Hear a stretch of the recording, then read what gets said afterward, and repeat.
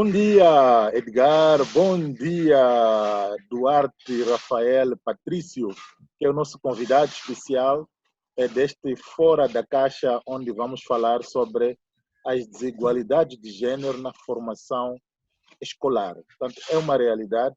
O Duarte Rafael Patrício, ele está a fazer o doutoramento em Ciências de Educação em Bordeaux, na França. Portanto, é com ele que vamos tocar este assunto tão sensível e tão importante ao mesmo tempo na nossa sociedade em particular, onde quando vivenciamos essas questões, mas às vezes sem aprofundamento de análise que nos leve realmente a uma reflexão e busca de soluções mais acertadas para o problema. Eduardo, bem-vindo. Bom dia, Gilberto. Bom dia, Edgar. Muito obrigado pelo convite. E será um prazer estar aqui a conversar um pouco sobre este tema, como disse o Gilberto, importante e relevante para aprofundarmos certos aspectos em relação às desigualdades que nós temos no sistema escolar. Podemos analisar esta questão sobre vários pontos de vista. Um dos pontos de vista que nós podemos tomar em consideração é a questão do acesso, né? Para além de vermos apenas os números que nós temos no sistema educativo, né? Comparando quantos rapazes, quantas raparigas nós temos, nós podemos analisar a questão do ponto de vista de acesso, né? Quais são os fatores, quais são os elementos que influenciam o acesso de rapazes e raparigas no sistema, mas para além do acesso, nós também podemos refletir sobre a continuidade ou a manutenção destes rapazes e raparigas ao longo do sistema. Quanto tempo de vida, se quisermos, cada um deles tem ao longo da sua formação escolar. Mas um outro elemento que tem se trazido para análise ainda não é muito comum, sobretudo no contexto moçambicano, é verificar dos alunos ou dos estudantes que nós temos no nosso sistema escolar, o que é que efetivamente cada um faz em termos de áreas de interesse, em termos de áreas que cada um dos sexos, digamos, ocupa, né? São os rapazes, qual é a tendência em termos de áreas de formação das raparigas. E se nós formos a pegar, sobretudo este último ponto que me referi, nós vamos notar que os rapazes têm uma tendência de orientação em termos de ramos de formação diferente em relação às raparigas, né? Isto, para aquilo que é a organização do nosso sistema educativo, é mais notável a partir da 11ª classe, né? onde os alunos têm a prerrogativa de escolher a secção que vão seguir, né? Entre ciências, entre letras. E nas ciências nós encontramos diferentes ramificações, nas letras também encontramos diferentes ramificações. E vamos notar que a tendência das raparigas é de se dirigirem mais às letras comparativamente aos rapazes, e distribuem-se de forma um pouco mais equitativa pelos dois ramos, ciências e letras. Né?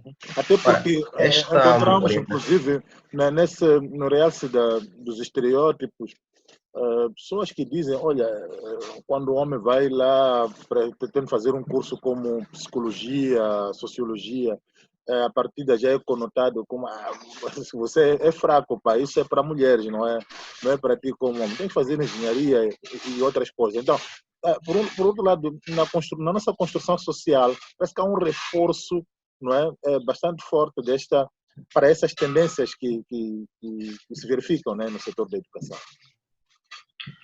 Sem dúvida, Gilberto. Quer dizer, existem vários fatores que podem ser mobilizados, né? Explicam esta orientação diferenciada entre rapazes e raparigas. Mas é importante notar que esta orientação diferente que nós notamos entre rapazes e raparigas não é só uma questão de Moçambique, é uma questão mundial, né? Existem uns autores franceses, né? Que se chamam Roger Stabler e Christian Baudelot, né? E eles, numa das suas obras, dizem que países onde nós temos mais raparigas na área das ciências em relação a rapazes são países por inventar. Isso justamente para mostrar que esta tendência é internacional. E, tanto, apesar de haver uma tendência para mudanças nos últimos anos, né, a tendência global mantém-se, né? E, como dizia, existem tendências de mudanças porque vão sendo introduzidas medidas, vão sendo introduzidos programas que visam atrair mais as raparigas para o lado das ciências, para estes ramos das ciências, porque são ramos em que elas estão praticamente ausentes, né? Mas, como dizia o Gilberto, temos esta componente também dos estereótipos, desta construção social que influencia tanto a formação educacional e até profissional de rapazes e raparigas. Mas vamos encontrar que também do ponto de vista daquilo que é o funcionamento, por exemplo, das instituições escolares, nós podemos encontrar elementos que também vão reforçar, digamos que esta orientação diferenciada entre rapazes e raparigas, pelos ramos de formação. Agora, Edgar, bom, estamos perante um problema, né? A questão da desigualdade de género, elas são visíveis em vários setores, incluindo o da educação, onde, bom, entre aspas, quando falamos de educação, esperamos olhar para uma orientação mais justa, mais equitativa, não é? E infelizmente ainda não está a acontecer isto na nossa sociedade, e como disse bem o Duarte, não é só no nosso país, mas é um problema global. Infelizmente, o sistema de educação tem servido como um dos sistemas reprodutores das desigualdades, e ele reproduz isso bem ainda na fase primária de socialização das crianças, de meninos e meninas, porque quando você nasce, você tem o seu espaço socializador, primeiro que é a família, depois você talvez conecta-se com a igreja, mas logo imediatamente o outro sistema socializador, o outro aparelho ideológico que te encontra é o aparelho educativo. Então, se a escola ela não tem uma perspectiva progressista e igualitária, então significa que tem tudo para manter-se uma sociedade totalmente desigualitária. Eu traria, inclusive, alguns dados aqui, indo para a parte numérica das desigualdades de gênero. Há um dado que eu encontrei, que é Moçambique, 9 em cada 10 meninas ingressam ao ensino primário. Quer dizer, se temos 10, 9 já entram logo no ensino primário. Contudo, apenas 1,5 de cada 10 raparigas ingressam ao ensino secundário. Veja só, você tem 9 raparigas em cada 10 entrando. Logo a base. Então, significa que aqui na base da pirâmide, as meninas já entram, as mulheres estão lá. Entretanto, quanto mais se estende, quanto mais a pirâmide vai crescendo, as meninas já não estão lá. Então, no ensino secundário só tem apenas 1,5. E no ensino superior isto se afunila cada vez mais. E esse é um problema que a gente precisa discutir. E já conhecemos, inclusive, os problemas. Alguns deles estamos dando alguns passos. Porque, por exemplo, o que acontecia, uma das coisas que acabava limitando, por exemplo, a continuidade dessa rapariga, retenção, como o Duarte bem falava, é, por exemplo, as gravidezes que aconteciam enquanto essa menina estava em estudo. E sabíamos o quão havia uma grande violência e talvez mantenha-se até a violência simbólica institucional nas nossas escolas. As medidas que, por exemplo, colocavam as meninas grávidas a estudarem de noite, enfim, todo um conjunto de constrangimento, todo um assédio, toda uma violência institucionalizada que não permitia com que essa rapariga pudesse continuar lá. Um sistema que não te acolhe quando você sofre ou vive algumas modificações dentro de si. Então, é a própria escola que acabava tirando, removendo essa rapariga. Mas também temos que lidar com outras situações, que é, por exemplo, a questão das uniões prematuras, que tem contribuído bastante para a saída das raparigas nas escolas. E também não podemos esquecer o tema que já vemos debatendo, que é a questão da higiene menstrual. Sabemos muito bem quantas raparigas param de ir para a escola simplesmente porque não têm acesso a produtos para cuidar da sua higiene menstrual. Então, temos grandes problemas. Há um manancial aqui de barreiras para que a rapariga sobreviva no ensino, no sistema de educação.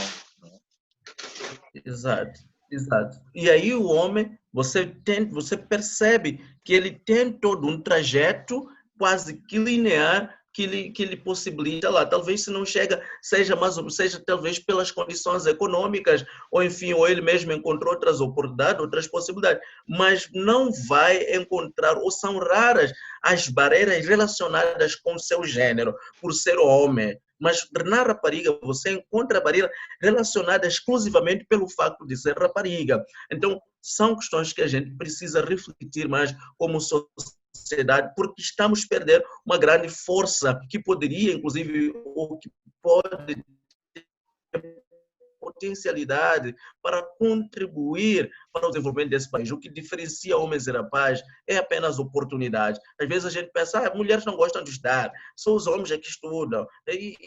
Mas há um investimento familiar, há um investimento institucional, há um investimento político, e que às vezes é implícito, mas que tende a colocar esse homem cada vez mais na educação do que a mulher. O estímulo para a mulher é muito reduzido.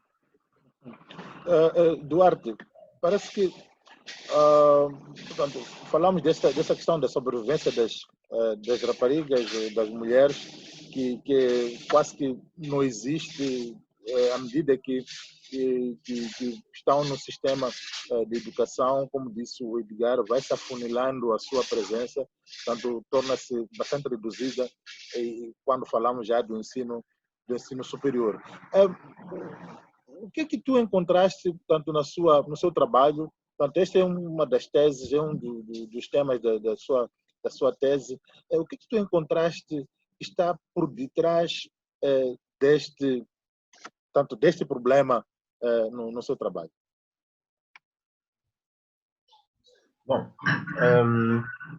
efetivamente, esta questão que referia o Edgar é um facto, né? Portanto, a entrada no sistema nós temos, digamos, com um número relativamente superior de raparigas comparando a rapazes, e à medida que vamos avançando, né?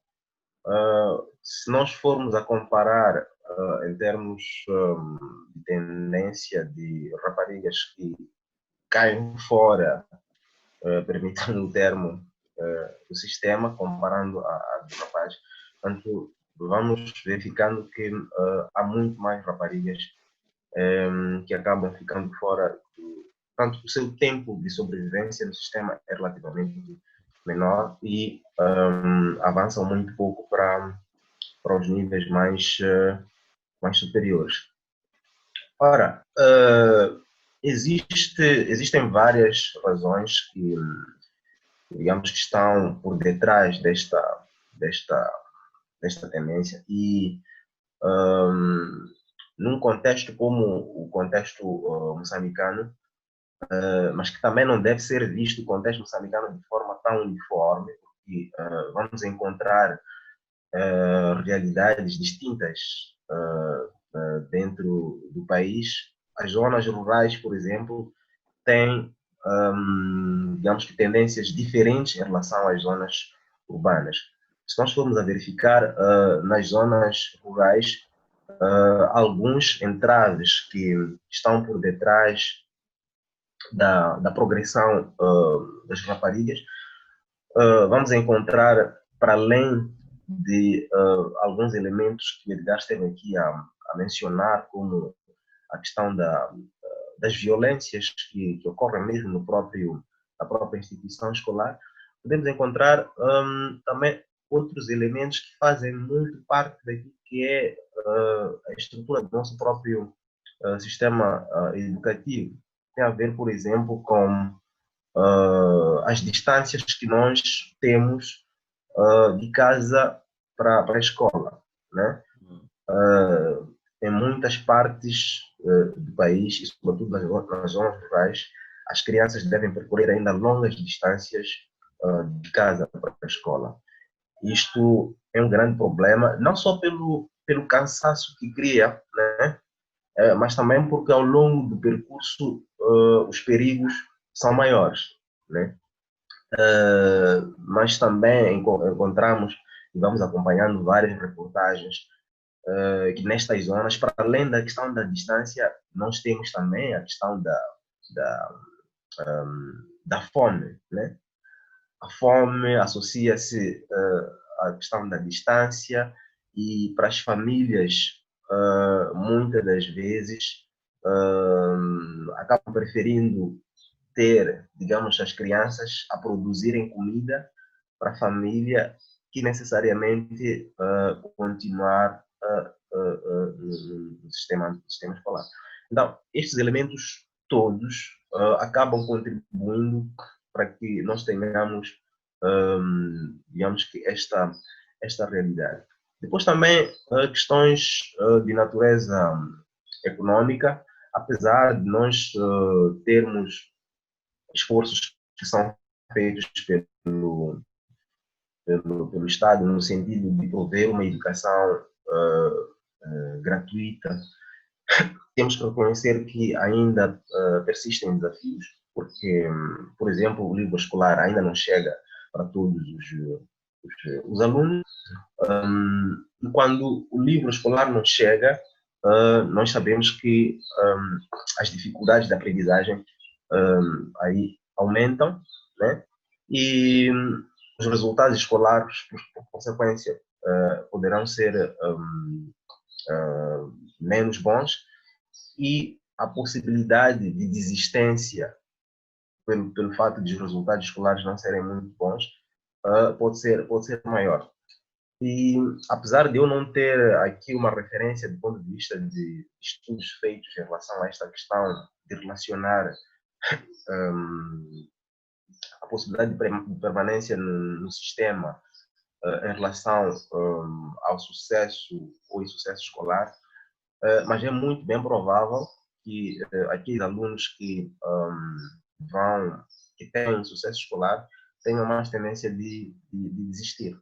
E muito provavelmente isso seja possa afetar mais as raparigas do que os rapazes.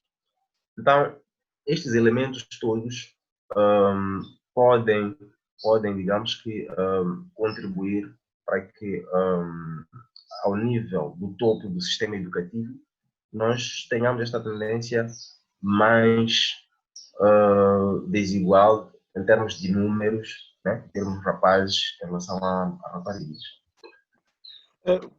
Conhecemos tanto essas barreiras todas que estão, digamos, a todos os níveis, são de conhecimento de todos, incluindo os fazedores das políticas públicas. O que falta para avançarmos e sairmos deste problema? Bom, a resposta não é fácil, porque o problema que temos é complexo, e a resposta ou a solução também vai ser complexa em função do problema.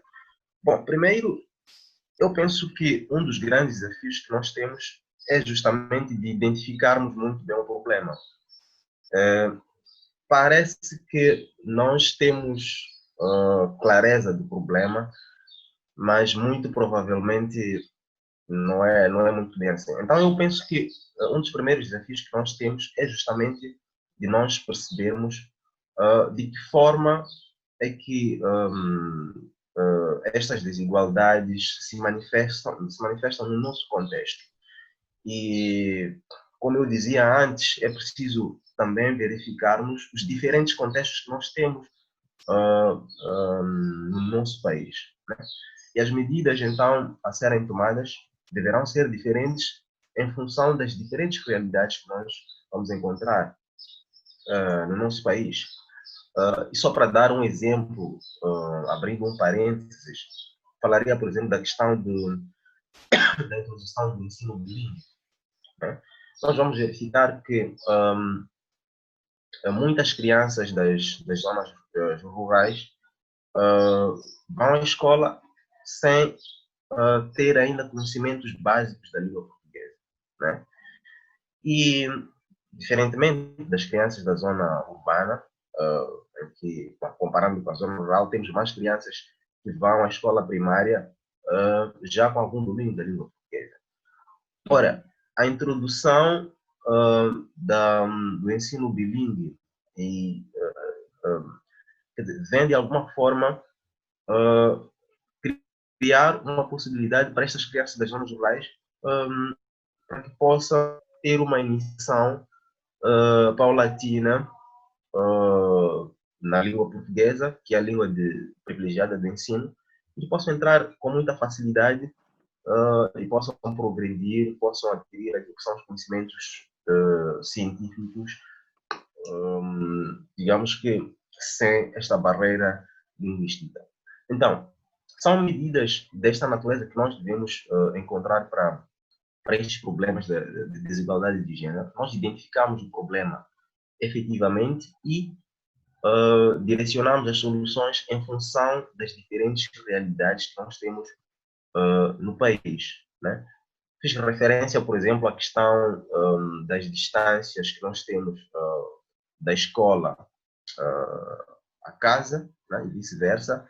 A questão, por exemplo, da fome, né? Mas esta realidade não é geral a todo o país, né?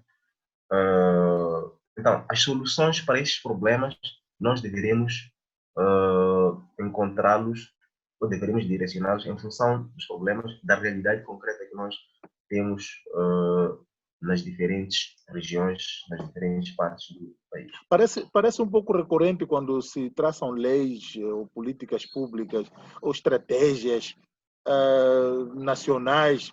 Parece que as estratégias nacionais não são muito abrangentes no fim, não é? Por exemplo, agora estamos na situação do Covid, onde, fala-se do acesso à educação através da mídia, mas olhando para a nossa realidade, nem todos têm acesso à mídia. Então, isso não funciona, isso não é abrangente. Então, isso parece fato recorrente e abarca todos esses campos, não é? Incluindo este de gênero. Quando olhamos para a estratégia, ela é bastante localizada, não é? Edgar, qual é a sua percepção? Yeah. Infelizmente, é um pouco disso. As nossas políticas públicas, elas, na verdade, são feitas a partir de um escritório central, dentro de uma realidade muito urbana, e é difícil, e não consegue, muitas das vezes, captar as diferentes realidades, os diferentes Moçambiques que existem. Então, enquanto não conhecermos o espírito geral da nação, enquanto não se conhecer o país ao fundo, procurar buscar a sua diversidade, é muito difícil estabelecer políticas públicas que realmente possam ser bastante operacionais para contextos diversificados.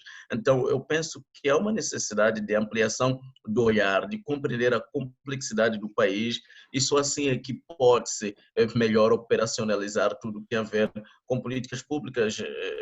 Enfim, eu fico pensando, por exemplo, em políticas tão simples, não simples, mas política de saúde, como a política de planeamento familiar, e eu vou para um lugar como um Govolas, um Puto, e chego, eu converso com adolescentes e percebo que eles não têm acesso a materiais para o planeamento familiar, porque a unidade sanitária, primeiro, está distante e, segundo, não tem lá. Um outro exemplo, bem relacionado com a educação, que eu tive uma experiência muito concreta, eu entrei a trabalhar numa região, em Puto, mais uma vez, a nível de Nampula, e encontrei lá uma adolescentes, rapazes, raparigas, enfim, sentados, enfim, num momento em que devia ser de escola. Então, eu cheguei lá, conversei sobre diferentes temáticas, enfim, depois eu disse, mas por que vocês não estão na escola a essa hora? Não deviam estar a estudar? Ah, nós todos paramos de estudar. Aquilo para mim foi um choque. Mas por que pararam de estudar? Na verdade, terminamos a 7ª classe e já não temos escola por aqui. Significa que para ir para a escola precisa ir para uma outra vila que está a cerca de 80 quilômetros e em grande parte tem que viver lá. Se não há condições para a criança para viver no internato lá, para que o rapaz, rapariga viva no internato, então não pode mais continuar com os estudos. É uma barreira estrutural que precisa ser cada vez mais vista politicamente. Eu penso que do mesmo jeito que há um compromisso recente criado politicamente no sentido de um distrito, um hospital, eu penso que tem que haver também um compromisso político de ampliação da escola até aos lugares mais recônditos, de tal jeito que as pessoas não sejam impedidas de progresso por conta de uma barreira evitável, porque isto é recusar que a pessoa vá mais longe, é violento demais, é uma violência estrutural, uma violência muito profunda do próprio Estado, que não permite com que os cidadãos possam dar progresso a partir da educação, numa situação em que grande parte das nossas vidas, para atingir diferentes polos, precisam passar pela educação. Então, se eu nego a educação, que é um dos elementos-chave para a mudança da minha vida, eu estou recusando para que essa rapariga, esse rapaz, tenham acesso a progresso, à mudança das suas vidas. Então, é institucional. Por outro lado, eu poderia referir-me e também à necessidade, isso até coloco já como desafio, a necessidade da própria família investir cada vez mais na educação da rapariga. Tem um cenário de estar a orientar uma oficina, então, e conversava sobre essa coisa de investimento na educação. E uma senhora bem idosa, ela disse, olha, para mim é muito claro que no que tange a educação, eu vou investir no rapaz. Eu perguntei, mas por que você acha por que você considera que tem que investir no rapaz e não na rapariga? Ela disse, olha, já viste algum presidente deste país, mulher? Então, ela tem referência. Para ela, aquilo é significativo. Significa que mesmo na mulher, temos um país que prefiro investir naquele que eu sei que vai ter retorno pessoal e também coletivo, porque o presidente desse país, posições cimeras desse país são ocupadas por homens, então eu vou investir no homem de casa. Então, são falas muito significativas e que mostram o quanto temos uma estrutura desigualitária do topo à base e que se não houver um compromisso muito profundo a nível do topo para a alteração do cenário, então a base também estará fragilizada. Pois, Edgar, este campo dá para perceber que tem muita coisa ainda que podemos trazer aqui. Mas o Fora da Caixa tem um tempo bastante limitado. Eu penso que vamos encontrar uma outra oportunidade para, tanto, alargar esse debate, mas para já, penso que foram trazidos vários pontos que vão permitir esse alargamento fora da caixa, né, em outros fóruns, em outras plataformas, pelo que, bom, vamos agora deixar aqui alguns desafios para as pessoas, para os fazedores de políticas públicas, olhando especificamente para as desigualdades de gênero, tanto na educação.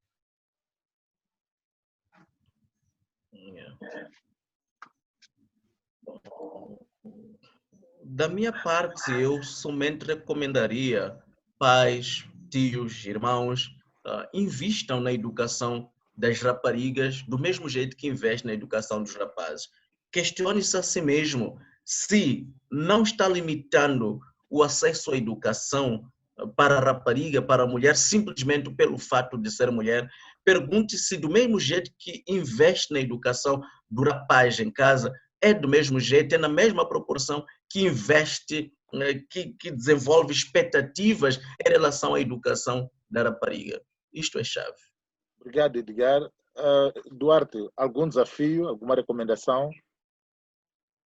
Sim, eu penso que é importante recordar que a educação ela é definida já como sendo um direito, um dever de todos os cidadãos moçambicanos, né?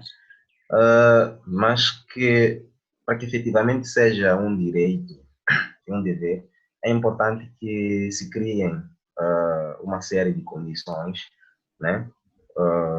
A nível de todo o país. É importante que se criem condições para que as barreiras que estivemos aqui a referir sejam removidas e que finalmente possamos ter rapazes e raparigas a beneficiarem de oportunidades e direitos iguais, de acesso, de manutenção, de progressão, mas também de escolhas em termos de ramos de formação a nível da sua formação escolar. Obrigado, Duarte. Bom, para mim vai para os fazedores das políticas públicas, pessoas que têm este dever de traçar as estratégias para o bem-estar da sociedade, de homens, mulheres e crianças. Portanto, vamos olhar para os casos de forma particular. Vamos fazer a nossa estratégia tendo em conta as diferenças culturais ou as diferenças sociais que nós temos na nossa sociedade. Isso vai nos ajudar, naturalmente, a encontrar saídas mais assertivas para os problemas que vivemos. Bom, valeu, Edgar. Muito obrigado, Duarte, que foi o nosso convidado especial desse Fora da Caixa. Até o próximo Fora da Caixa. Muito obrigado.